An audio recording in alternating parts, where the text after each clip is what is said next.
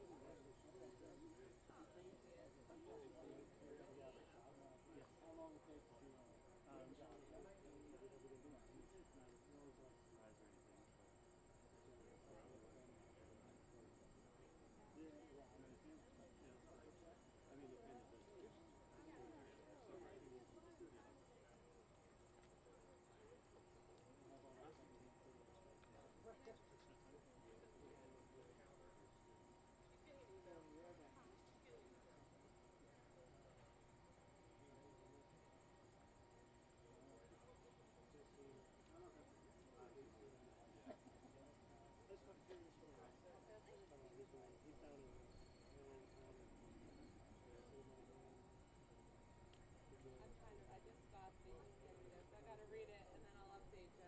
Give me 1 second.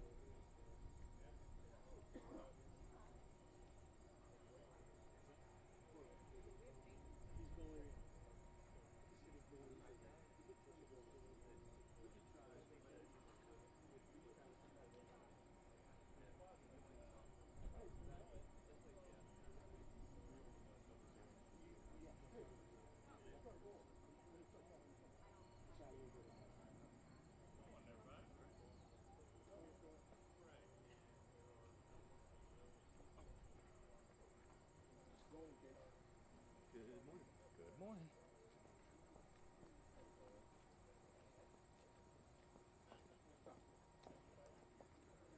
I'll be one person, but Yeah. we need someone else. Yep. Should I ask Jamar or Dawn? Yeah. Now it's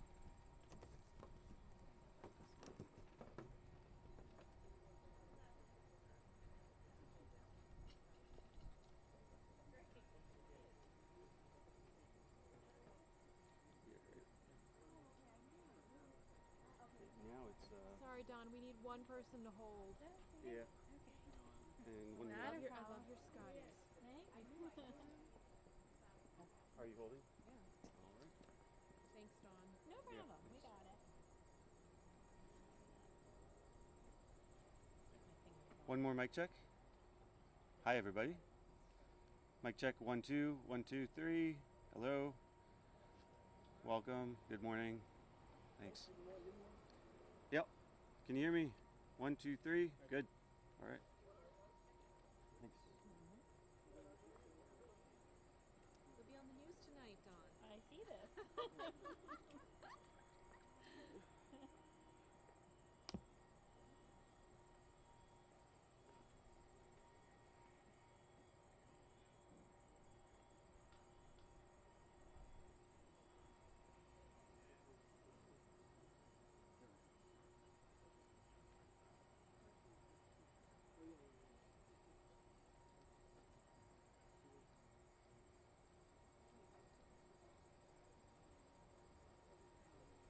I tried to get police to do it, and they wouldn't do it. It's okay. Sorry.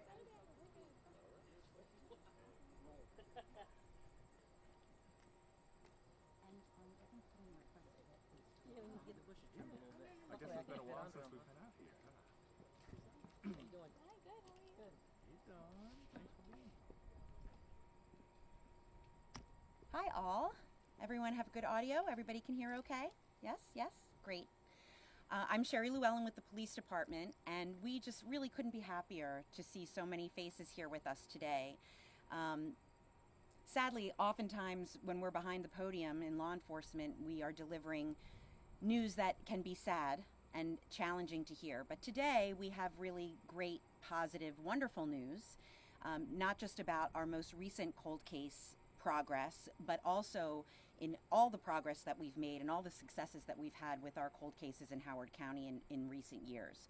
So I'm going to let Chief Durr chat with you about this case that we're announcing today, and also our County Executive, Dr. Ball, will give you some information about our ongoing efforts in cold cases. Chief Durr. Morning, everybody. It's a beautiful day. I'm pleased to be joined by County Executive Calvin Ball to announce an update in the Howard County's oldest cold case homicide, known to us as the Jane Doe case. In July of 1971, an unconscious woman was found assaulted in a field in Woodstock. She was hospitalized, but died 2 months later without ever regaining consciousness. Efforts at the time to identify her were unsuccessful. Now, thanks to advances in forensic technology and tireless work of our cold case unit, we have identified the victim and reunited 2 of her surviving adult children. Jane Doe was born Sadie Bell Murray, September 7th, 1924, in Pennsylvania. At the time of her death in 1971, she went by the name Sarah Sharkey. Howard County investigators had worked for years to try to identify Miss Sharkey. In late 2024, the Department of Justice helped us create and release a composite sketch based on her skeletal remains, but this still did not lead to an ID. The next step was to use state-of-the-art forensic science technology. Our cold case team looked close at all the evidence from 1971 and located biological slides still refrigerated more than 50 years ago. With new technology, a forensic science company was recently able to create a DNA profile. From there, our cold case unit worked to build a family tree using a genetic genealogy search and public records. Detectives found a suspected relative, reached out to him, and through DNA testing, proved he was Miss Sharkey's son. Years before her death, Miss Sharkey had children who were placed in orphanages at a young age. Now, 79 and 81 years old, 2 of these adult children, Charles and Mildred, were located during this investigation. Neither knew what happened to their mother or the whereabouts of any possible siblings. This summer, our detectives connected them for the first time in more than 70 years. Charles and Mildred, who live in different states, now talk nearly every day and are planning to meet in person in the coming months. Due to travel challenges, neither could be with us today, but they have expressed gratitude that the Howard County Police Department has helped answer questions that they have long eluded them. And I want to offer my thanks and appreciation to our cold case unit. They put in more than 10 months of tedious work, all in an effort to identify Jane Doe and try to give her family some closure. As a result, her children now have some closure. They now have answers. The investigation into Miss Sharkey, how Miss Sharkey was killed, remains open. Any small piece of information could be useful, and we encourage anyone who may know something to come forward. The progress in this case follows a series of cold case success stories in Howard County in recent years. Thanks to the support and commitment of County Executive Calvin Ball, we are able to offer a reward of up to $30,000 for information in all cold cases. And as I always say as I stand up at this podium, if you commit a crime in Howard County, it doesn't matter how long it takes, we will use every effort we have to identify you, to identify the victims, and bring the perpetrators to justice. At this time, I'd like to invite Dr. Calvin Ball to the podium to say a few words. Thank you, sir. Thank you so much, Chief, and thank you to all of our public safety leaders, our police department, for always ensuring that no crime goes unpunished. Today marks the culmination of our efforts and our persistence in public safety. Since becoming your county executive, we have made solving cold cases in Howard County a priority. Justice delayed does not need to mean justice denied. Together with Chief Durr and our law enforcement leadership, we've taken decisive steps to ensure that every unsolved homicide is treated with urgency and the care that it deserves. We've expanded our cold case unit, added dedicated sworn investigators, invested in forensic technology, and increased the reward for information, as the chief said, to up to $30,000.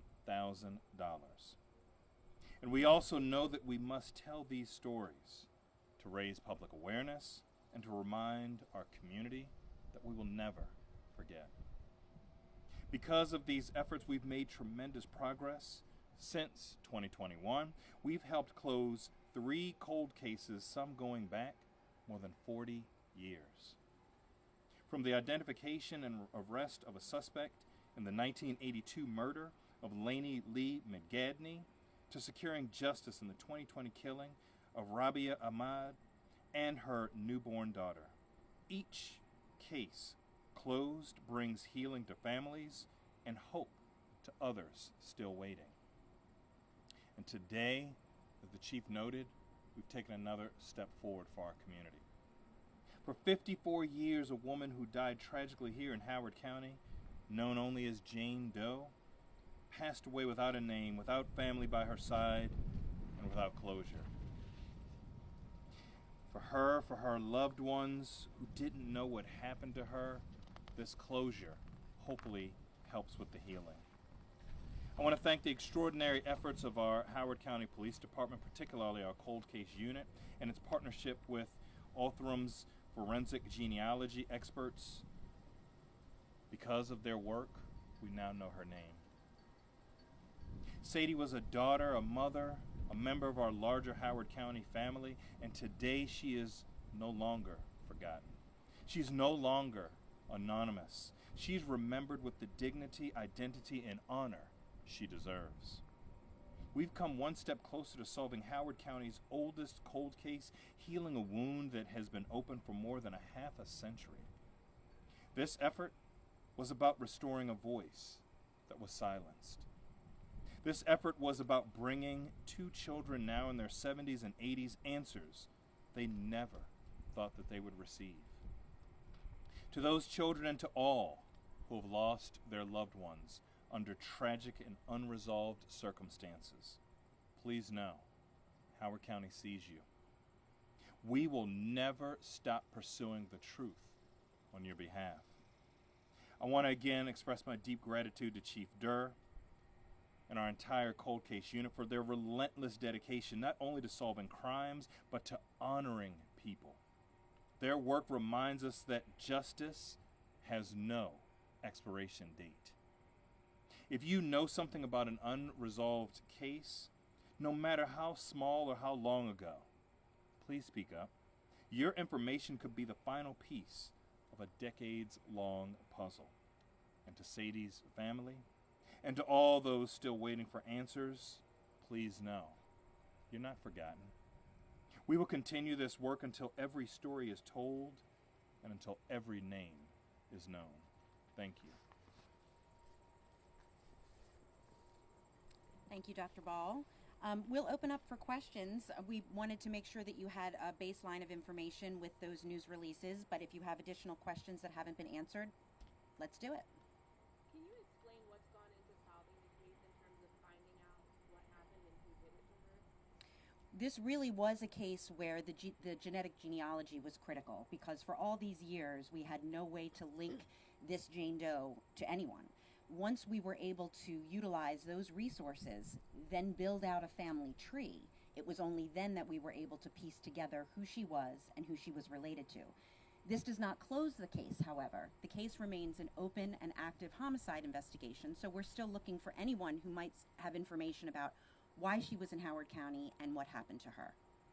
What else do we know about Ms. Sharkey, besides that she was born in Pennsylvania? Do we know anything else about her background, her occupation, anything like that? The question is about Ms. Sharkey's background and what else we know.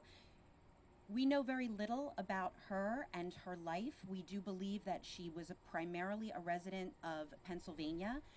And that does raise the question of why she was here in Howard County, and we're hoping that we'll be able to answer that now that we know who she was.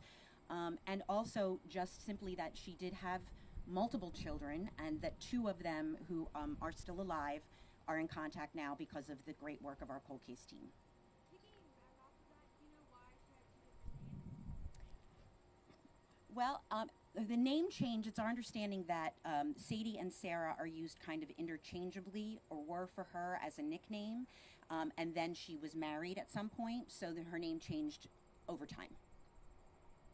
And when you were able to reconnect with the 2 adult children, did they not know of each other before that, or have they been separated? I see in the release about adoption. The 2 adult surviving children, who are 79 and 81, did not know of the existence of the other. Both believed that they likely had siblings, and I believe that Charles even had gone back to Pennsylvania to try to track down and see whether he could find any blood relatives. But until we put them into contact, they did not know of the other. So was she married at the time of her death? At the time of her death, we don't have any information that she was legally married at that point, but now that we know who she is, we can start to unfold all of the details of her life. And where is the former husband in all of this? Is he still alive? I don't have any information about her marriages or any of the other children who are no longer surviving. How many other kids do you think there are, don't you know? I believe that there was at least 1 other adult child a woman who died in 2020, and then there may have been some other children who died in early childhood. Carrie, I just want to, just so you can clarify, there seems to be a disparity between what you're saying at the podium and then what's written here. The daughter is saying that Charles is the only thing she remembers of her childhood. So when you say they didn't know of each other's existence, do you mean exactly who they are? Like, did they know that they, and then Charles says you were adopted, so did they know they had siblings, but these 2 didn't know of each other? Could you just clarify that? The adult children expressed to our cold case investigators that they had some memories of being taken to orphanages where they were separated, but they did recall that there were other people, other children in their family. So these 2 didn't know that the other existed, in the sense that, were they still alive? Were they somewhere in the States? We didn't know, their whereabouts. So there were very faint memories as young children that they may have had siblings, but they knew nothing about how to go about finding one another. Thank you, that makes sense. And my other question is about, Chief, or one of you mentioned they found slides that were still in the fridge here. Did the genetic genealogy, so at this point, come up with any other DNA profiles that were not related that could possibly help solve the homicide? Well, as you can see from the chart, this was a very complex investigation that required tracking down a lot of pieces of DNA for a lot of different people in order to identify Ms. Sharkey. We don't have any additional information that has taken us further in the investigation, and we've reached out to everyone that we know is still alive who is related to her. And last, I promise, I know in the past that the initial reporting was that 2 kids maybe were riding their bikes or something, found the body. Are they still alive? Did you guys contact them by chance? Our cold case investigator is out of state in training at the moment, but very much wanted to be here, so we can certainly look into what additional progress has been made. Our goal really was to get this victim identified and to let all of you know that great news, but the work doesn't stop here. This is really now where much of the work begins. The biological slides that the chief mentioned that were 50 years old, were these just in police evidence storage and needed to be pulled out? Yes, so with the expansion of our cold case unit, we've been able to reopen additional cases. And this was one of those cases where when they went back and looked at police evidence, they found, still refrigerated, these slides from more than 50 years ago. Would this have been possible even 10 years ago with the technology that was available, or this had to have been today, up-to-date technology for it? The question is about the technology used. We have been investigating these cold cases for as long as they've been cold.